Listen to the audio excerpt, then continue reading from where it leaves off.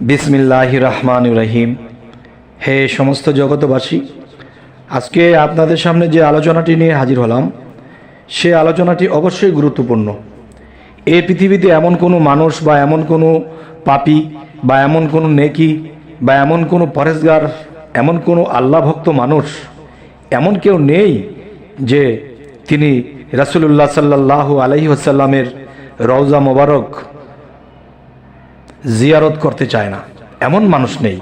যত খারাপ লোকই হোক, তারা অন্ততপক্ষে রাসূল করিম সাল্লাল্লাহু আলাইহি সাল্লামের রওজা মোবারককে অবশ্যই জিয়ারত করতে চায়। তো জিয়ারত করার নসিব অনেকের হয় না। কারো অর্থনীতি নেই, টাকা নেই, বাংলাদেশ, ইন্ডিয়া, বিভিন্ন দেশ থেকে যেতে চায়, তাদের সামর্থ্য হয় না, যেতে পারে না। অন্ততপক্ষে যে আল্লাহ যদি দয়া রাখে আর আল্লাহর কোরআনের যে সূরার কিছু নিয়ম, কিছু কায়দা কানুন যদি মেনে চলে এবং পাঠ করে, সেটার মাধ্যমে আল্লাহ সেই উছিলা করে কাউকে স্বপ্নে জিয়ারত ঘটিয়ে দেয়। সুবহানাল্লাহ, আলহামদুলিল্লাহ। আমি সেই সূরাটির নাম বলছি যে সূরা মুজাম্মিল। সূরা মুজাম্মিল এর আমল ও ফজিলত করলে আর কি কি জীবনে আমাদের সুযোগ সুবিধা আল্লাহ দিয়ে থাকেন, সেই বিষয়ে আজকে আলোচনা করব ইনশাআল্লাহ। প্রথমত দেখবেন, প্রত্যেক কয়েকবার মনে মনে যখন স্মরণ হবে তখন তো করবেনই। সূরা মুজাম্মিল দেখা গেছে যে আমরা যদি নামাজের একটা ওয়াক্তি টাইম থাকে বা অন্য অন্য ইবাদতের কিন্তু একটা ওয়াক্তি টাইম থাকে না, তো বিশেষ করে সকালে ফজরে এবং এশারের পরে সূরা মুজাম্মিল আপনি একবার পাঠ করতে পেরেছেন আলহামদুলিল্লাহ, দুইবার পেরেছেন আলহামদুলিল্লাহ, কমপক্ষে একবার। যদি ফজরের পরে এবং মাগরিবের এবং এশারের পরে যদি সূরা মুজাম্মিল পাঠ করা হয়, তাহলে কি হয় যে আল্লাহ এই সূরার উছিলা করে পাঠ করার উছিলা করে, যেমন পাঠ করলেই হবে না, একটা পাঠ করা হলো, পাঠ করার দরকার তাই পাঠ করেছি, আরেকটা হলো মহব্বতের সাথে, চোখের পানির সাথে, হৃদয়ের সাথে, প্রেমের সাথে, ভক্তির সাথে যদি কেউ পাঠ করে, তাহলে অবশ্যই যে হযরত মুহাম্মদ সাল্লাল্লাহু আলাইহি সাল্লামের রওজা মোবারককে জিয়ারত করার তৌফিক দান করবেন। সে বাস্তবে হোক বা স্বপ্নে হোক, যেরকম ইচ্ছা পোষণ যে করবে সেরকমই ফলবে ইনশাআল্লাহ।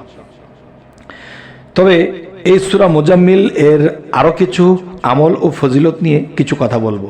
দেখা যায় পৃথিবীতে অনেক মানুষ যে নিয়ত করে হজ করব, নিয়ত করে যে আমরা গরিব মিসকিনদেরকে দেখব, নিয়ত করে যে আমরা আল্লাহর পথে এবং আল্লাহর পথে মানুষকে ডাকতে গেলে যদি খরচপাতি হয় সেটাও করব, কিন্তু দেখা যায় তখন আর এটা হয় না, কেননা তাদের অর্থনৈতিক ভালো হয় না।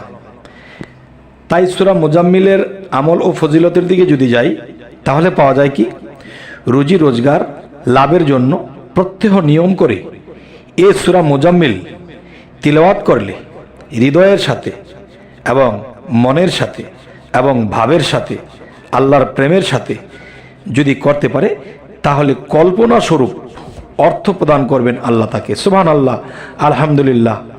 তবে হে সমস্ত জগতবাসী, যে এই পৃথিবীর সমস্ত কিছুই মিথ্যা হয়ে যেতে পারে, কিন্তু আল্লাহর কোরআন কখনোই মিথ্যা হতে পারে না। তাই আল্লাহ আমাদেরকে যে ভরসা দিচ্ছে, আল্লাহ আমাদেরকে যে সুবিধা দিচ্ছে, অবশ্যই আমরা সেই সুবিধা নেব। হ্যাঁ, তবে আরও কিছু বিষয় হলো, সেই বিষয়গুলো হলো, যদি প্রত্যেক 7 বার এই সূরা মুজাম্মিল পাঠ করে, তাহলে কি হবে, ধরুন আল্লাহ আপনার ভাগ্যে বা কর্মে লিখে রেখেছিলেন যে আপনার এমুক দিন এমুক জায়গায় এমুক বিপদ বা এমন একটা ফাড়া আছে, সেখানে আপনার বিপদ হতে পারে, এটা কিন্তু আল্লাহ জানতো। তখন দেখা যায় আপনি যখন 7 বার পাঠ করবেন সূরা মুজাম্মিল, ইনশাআল্লাহ আল্লাহর সেই হিসেবের খাতা থেকে আপনার যে ফাড়াটা ছিল, আপনার যে সামনে দুর্ঘটনা ছিল, সেটা কাটিয়ে দেবে। আলহামদুলিল্লাহ, আল্লাহ তাআলার কাছে লাখো কোটি শুকরিয়া। তবে একটা বিষয় কি, মানুষ কিন্তু সকলেই চেতনোক্ত জ্ঞানী নয়। অনেক মানুষ আছে একটা কথা সরলভাবে বলে থাকে, আল্লাহ যেভাবে চালায় সেভাবে চলবো, আল্লাহ যেভাবে চালায় সেভাবে চলবো, কিন্তু মনে মনে বলে, প্রকাশ্যেও বলে, কিন্তু সেভাবে চলারও চেষ্টা রাখে। কিন্তু দেখা যায় যে আল্লাহ যেভাবে চালায় সেভাবে চলবো, এই কথাটা বলতে কিন্তু খুব সহজ হয়েছে, কিন্তু এটাকে বুঝে বলা হয় না, আর কার্যক্ষেত্রে গেলে এই কথা ঠিক থাকে না। যেমন আমি কারো কাছে টাকা পাবো, সে দিতে অসমর্থ হচ্ছে বা দিতে পারছে না, কষ্ট হচ্ছে, তখন আমি তাকে চাপ সৃষ্টি করেছি। তখন চাপ সৃষ্টি করার আগে আমি কিন্তু এটা ভাবিনি, আরে আমি না বলেছি আল্লাহ আমাকে যেভাবে চালায় আল্লাহই চালাবে। তাহলে এখন যে আমি তাকে চাপ সৃষ্টি করেছি, এখন আমি তো জোর করছি, তাহলে আল্লাহ চালালো কিভাবে?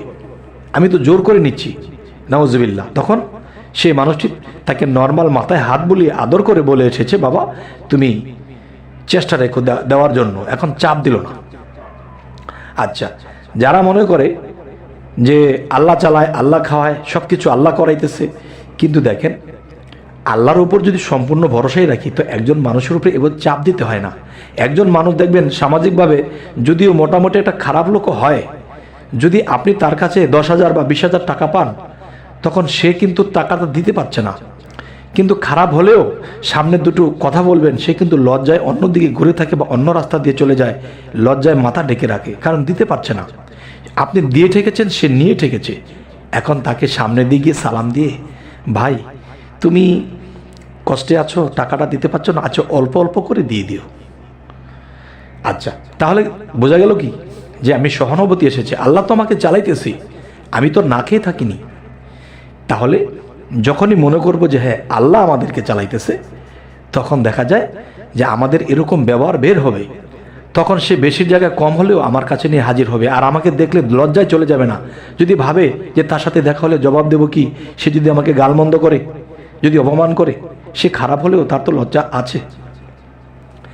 যাই হোক, যে আমরা এ কথাটা বলে থাকি আল্লাহ চালাইবে, আল্লাহ খাওয়াবে, কিন্তু আল্লাহ চালাইবে খাওয়াবে ঠিক আছে, কিন্তু আমরা কার্যক্ষেত্রে কিন্তু ঠিক থাকি না, অভাবে আমাদের স্বভাব ঠিক থাকে না। যাক, এখন মূলে কথা হলো কি, সূরা মুজাম্মিল যখন আমরা পাঠ করব নিয়মিত, তখন আল্লাহ আমাদের রোজগারের মধ্যে যে এমনটাই বরকত দেবে যে আমরা যা কল্পনা করব ঠিক কল্পনা অনুসারে আল্লাহ আমাদেরকে অর্থ প্রদান করবেন।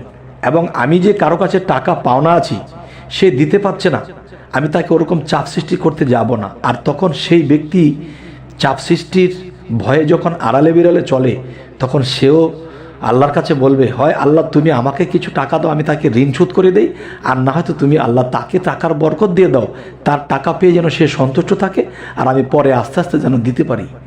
তাহলে এটার মধ্যে একটা রহমত আছে যে আমি যার কাছে পাবো তাকে গলা চাপ না দিয়ে তাকে ভালো ব্যবহার দেব। এবং ভালো ব্যবহারের মধ্যেও একটা প্রেশার আছে। সেটা কীরকম, যে একটা ধমক দিয়ে বলা হয়েছে, এই যে ভাই কালকের মধ্যে আমার টাকাটা দিয়ে দিবেন।